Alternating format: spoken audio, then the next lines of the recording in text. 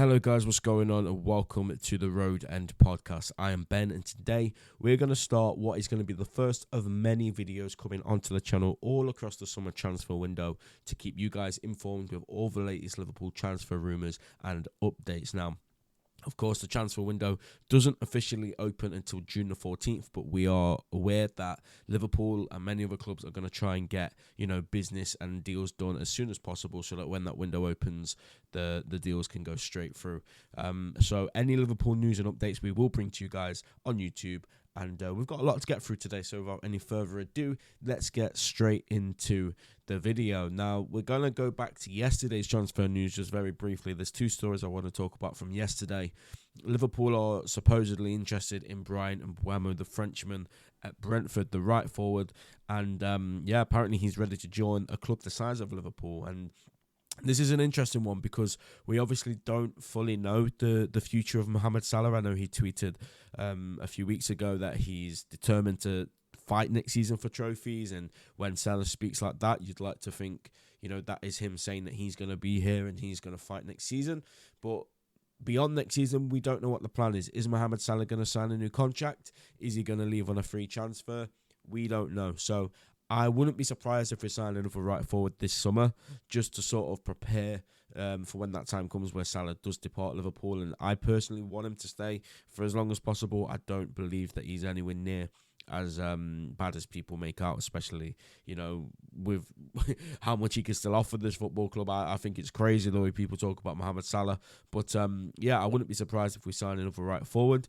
Of course, we've been linked with other wingers like Somerville and Bakayoko, I believe his name is. But for now, this is the latest name that has been linked with Liverpool. And I did also read another report that Brentford would want a fee upwards of £50 million for Bryan Mbeumo, and that does sound a bit steep for me.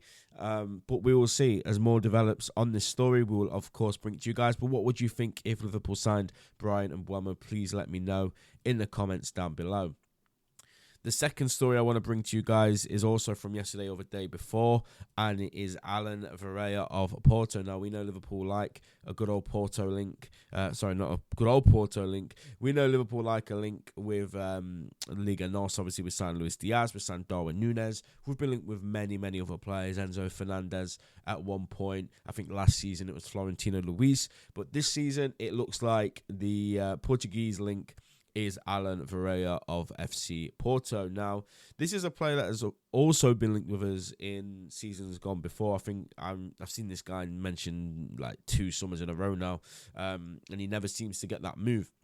But Eduardo Burgos, who I have no idea how reliable he is, but we are trying to find that out. He claims that Liverpool intensify contacts for Alan Varela, and he is one of Liverpool's objectives of the summer. His release clause is 70 million. In fact, it doesn't say release clause; it just says his clause is 70 million, and Boca has a percentage of the sale. It is expected that they will soon open negotiations with Porto for the transfer, and he will go to the Paris Olympic Games with Argentina. So Liverpool could potentially be in the market for another DM. I personally believe that we should be because Endo is good, but come on, he's not world class and he's not going to be world class. He's just a very good player. I think he did a very good job last season. Stefan Bajcetic, it still remains to be seen if he's ready to, sort of establish himself in that team. I think he will in time, but I think it would be unnecessary to put that pressure on him, especially given the injury he's just come back from. I think that would be so unfair. So I do believe that we will be in the market for a DM personally, and Alan Varela, is he the person? Is he the guy to take us forward?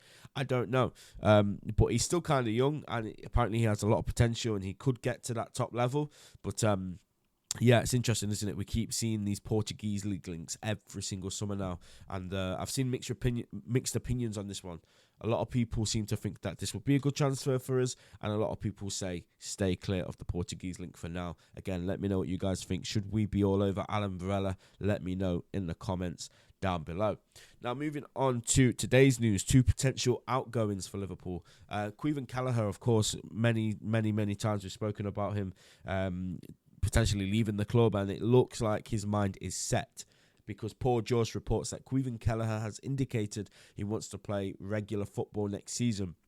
However, he would not be allowed to leave cheaply, with Liverpool having described bids last summer of £15 million as nonsense. And I think that's fair enough. I think Caoimhin Kelleher is a brilliant number 2, but he's never going to be a brilliant number one for us. I think that's a pretty fair assessment. I think, he's played a lot of football last season, and there were times where I think he should have done better, but I think if you put him in as a regular number one, he can sort of iron out those mistakes. You only get better as a goalkeeper with consistent minutes and consistent game time. And of course, being understudy to Alisson Becker, unfortunately, you are going to get a lot of game time because of Alisson's injury record. But Caoimhin Kelleher seems to have had enough of playing understudy to Alisson Becker, and he does want to go. And I think that's fair enough because he's been here for, 6 or 7 years now. In the first team, he's been here in the academy. He's come all the way through the setup. He's never kicked up a fuss about not playing. He's always been ready when we've needed him, apart from when he got injured pre-season and we had to sign Adrian. But that's a whole other story. And he also spoke yesterday and said that he doesn't know what's happening with Liverpool, but he is open to all options. He stated that he hopes other clubs have been watching him, and this is exactly what he said. I think clubs will have been looking as well and seen me play, so hopefully there'll be some interest elsewhere. So he looks like his mind is set and he wants to leave Liverpool this summer. I'm not sure what level he'll get to play at, and again, I don't know what fee we'll get for him. But Paul George says Liverpool won't let him go for cheap, so we aren't just going to gift him to a team. If you want Caoimhin Kelleher to come in and be your number one, you're going to probably have to pay 25 million, I would probably predict. I think that's a fair price. I don't think we'll get 30 million like some people say, and I think 15 to 20 mil is too low. So anything around 25 million, we get that money in. We can maybe promote one of the younger goalkeepers as the number two, or sign a more experienced goalkeeper as, a backup, and then we use that 25 million, potentially 30 million, Michael Edwards, to reinvest elsewhere, whether that be centre-back, a left-back, a midfielder, a forward, whatever they think we need to invest in. That would be a good piece of business from Liverpool. A sad bit of business, don't get me wrong, because it's always sad seeing somebody leave that has come through the academy and, always been there. But I think it is necessary, especially if Kelleher feels like his time here is done. Okay, the last story I want to talk to you guys about is Sepp Berg. Now, this is a player that's been loaned out many times since he's been at Liverpool. Most recently of Mainz, I believe, Mainz 05, and before that it was Schalke and Preston North End. We obviously signed him in 2019, just after winning the Champions League, with the view that maybe he was going to go on to be a really good player. And look, people that have watched Sepp Berg over the years have said that he's come on leaps and bounds. I'm not going to say that because I haven't really watched him all that much, but this is the story at the minute. Sepp Berg wants to leave Liverpool and isn't happy with their 20 million price tag, and he says, "You haven't radiated confidence in me all this time, but you do want to hinder my future." Now, this is from the Telegraph, the Dutch Telegraph, I think, and Football Oranje, which is one of the big Dutch pages on Twitter. So I would, even though I've not really had time to check these quotes, I would definitely believe that he said that. And that's a bit fiery from the youngster there. He believes that Liverpool haven't really given him the confidence or, the chances, yet now we are potentially asking for too much money for him. And I do kind of see where it comes from, because from the top of my head, 20 million for a kid that's not really ever played at that level, it does seem a bit steep. I said on a Twitter space like the other day, I would take 10-15 million from him, and people were like, "What? That's way too cheap." Maybe I'm missing something with Sepp Berg, but 20 million for him, it does sound like a lot of money. People will always go back and say, "Oh, but we got this for Jordan Ibe, or we got this for Smith, or this for all these other players."